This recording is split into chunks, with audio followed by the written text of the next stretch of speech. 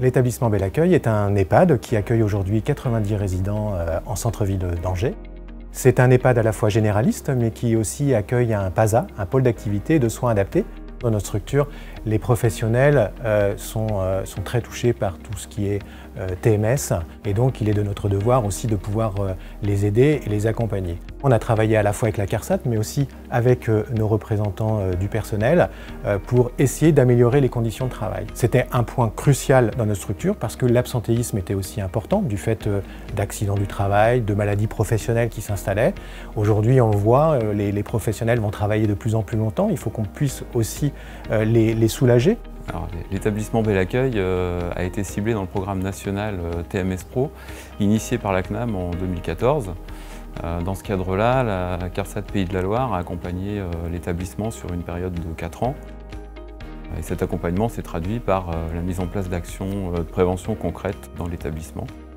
Donc cet accompagnement effectivement a permis de développer l'autonomie de l'établissement sur les questions de la santé au travail et de la prévention des risques professionnels au sens large. Quelles sont les difficultés lors des mobilisations des résidents? Comme difficulté, c'est plus des troubles au niveau des épaules, du dos, quand il faut retourner et que la personne ne peut pas trop participer et qu'on est limité aussi par la place du lit. Bon, bref, plein de choses qui font que c'est un peu compliqué. Parlez-nous du rail de transfert.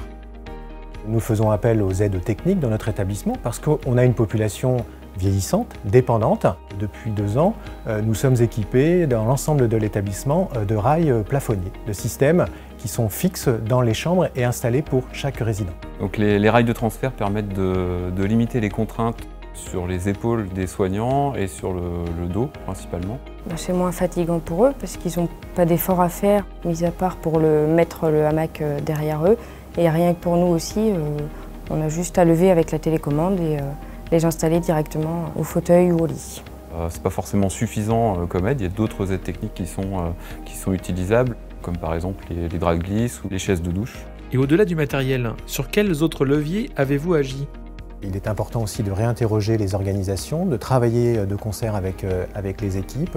Le plus important, c'est que les soignants puissent avoir des espaces-temps dans lesquels ils puissent échanger sur l'adéquation de l'aide technique avec la dépendance du résident. Il est important de s'interroger aussi sur les facteurs psychosociaux et notamment en lien avec l'organisation du travail.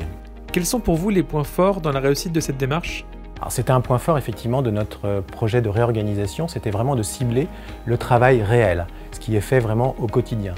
Alors ça, on a pu le travailler de concert avec la CARSAT, mais on l'a travaillé aussi avec l'ensemble des professionnels au travers d'outils, de grilles pour relever justement le travail réel. L'objectif, c'est d'avoir effectivement un espace suffisant pour pouvoir tester, essayer, se tromper.